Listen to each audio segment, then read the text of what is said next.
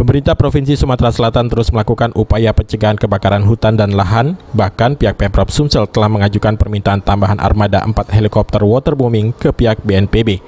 Mengingat diprediksi pada bulan Agustus hingga September mendatang akan menjadi puncak kemarau dan rentan terjadi karhutla di Sumsel.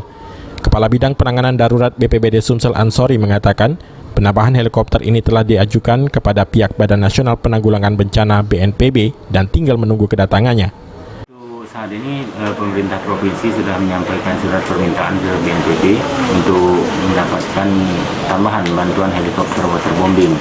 Mengacu pada tahun-tahun sebelumnya, Provinsi Sumatera Selatan mendapat alokasi sampai 12 unit helikopter.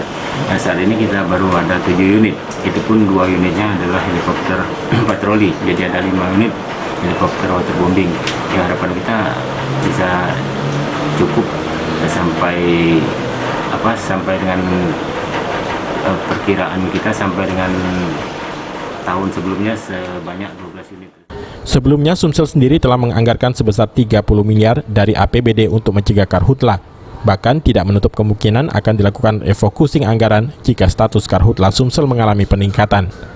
Okta Alfarisi, PAL TV.